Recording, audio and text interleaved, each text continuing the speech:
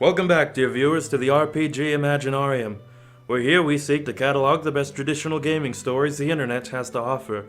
Tonight, we bring you something from the board game side of traditional gaming.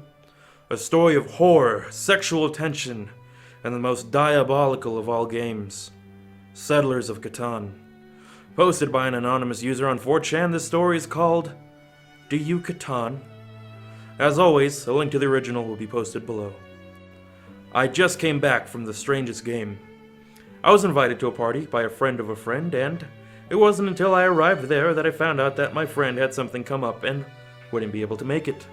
Though I was a bit hesitant, I didn't want to be rude to my friend of a friend, so I knew I had to stay at least a polite length of time.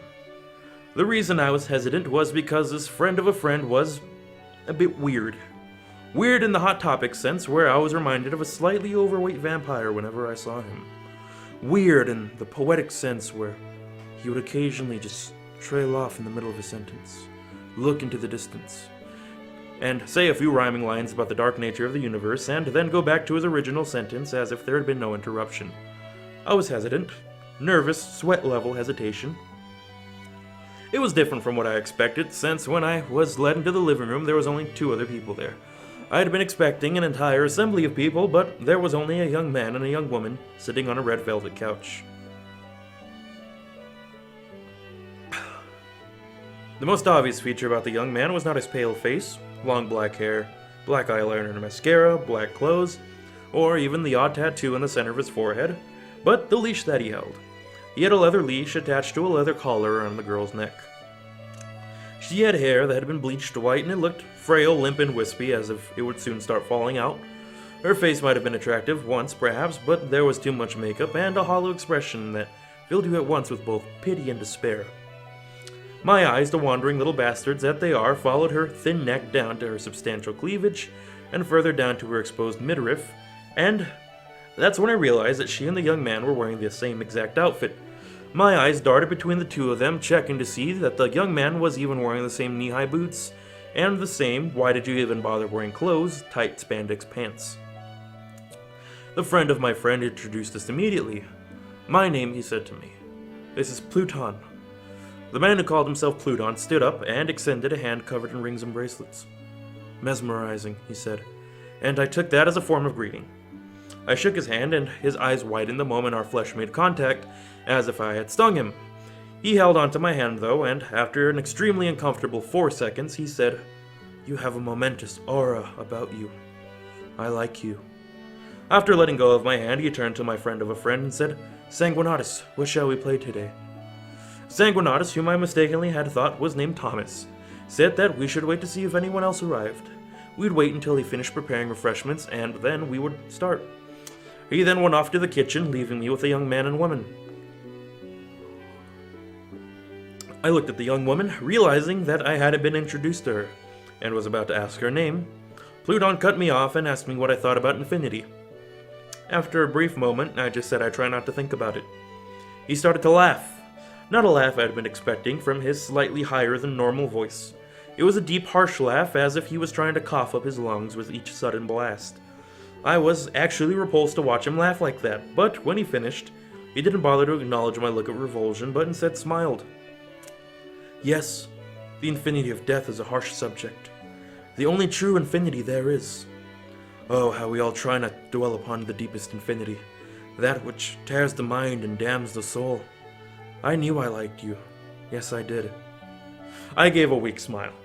Hopefully this was just some weird joke, and he'd just like to dress funny and pretend he was the creepiest person in the world. And that in a moment he would reveal that he's just a normal guy, and I'd be able to spend the rest of my evening in a normal fashion. He then asked me what I thought about love. I pretended to think about the question, but instead I thought about how to avoid answering it. The simplest solution came into my head almost instantly, and I asked him what he thought about it, which was perhaps the greatest mistake of my life. He began a speech, one that may have been rehearsed, about his views on love. I just stared at him, humming the Power Rangers theme in my head, hoping that I could preserve some sense of my sanity. Love is not a creation. It is an existence, but not one that actually exists. Go, go, Power Rangers! When death and darkness truly meet, there and only there does love truly. Go, go, Power Rangers! Just how Descartes proved that something can't exist without thinking it does. Love is unable to think and thus cannot mighty morphin power reign. Thankfully, by the thousandth or so time that I repeated my mantra, Sanguinatus returned carrying a tray with a pitcher of iced tea and 2 bowls of chips. Pluton, who mistakenly took my reliving my childhood inside my head for enjoying his speech, apologized for having to cut it short since he was now rather thirsty. He yanked on the leash, and without a word, the girl stood up, poured a glass of iced tea, handed it to him, and sat back down. "Do you Catan?" Pluton asked. "Catan?" I repeated, confused. An instant later, Sanguinatus had taken the box containing Settlers of Catan off his shelf, showing it to me. Yes, I had played it once before, and told him so. "Excellent. I think that should be our chosen game for tonight. I always feel that it is best played with 3 people," Pluton said, reclining deep into the couch. 3?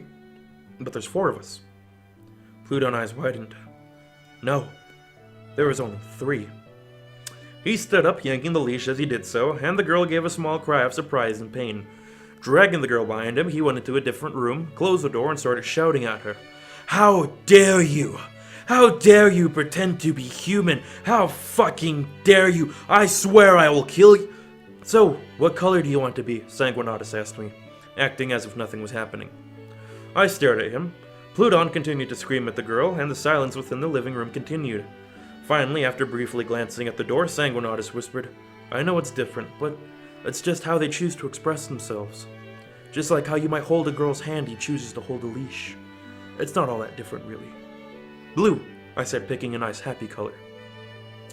Pluton and the girl returned after a few minutes, and both of them had black lines running down their cheeks, signs that tears had been shed. They sat down on the couch, and not by my choice, but by his choice of pants, I saw that he had an erection, and he made no attempt at hiding it.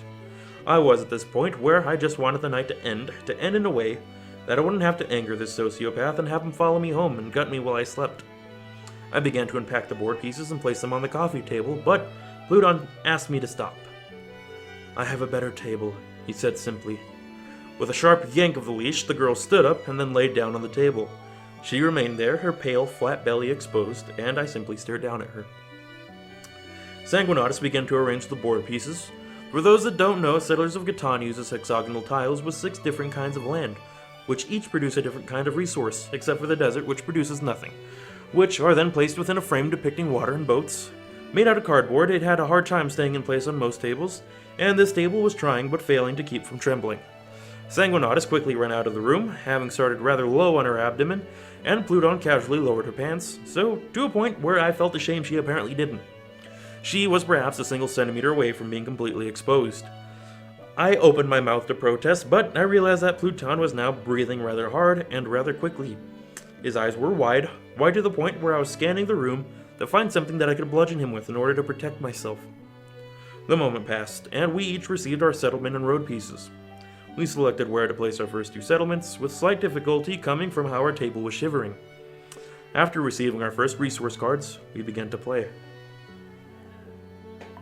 Settlers of Catan is a game where you compete to build settlements and roads, obtain development cards, and turn settlements into cities. In order to do so, you need resource cards, which come in 5 different varieties which need to be combined in specific ways. For example, wood plus brick creates a road, and sheep, grain, and rock gets you a development card.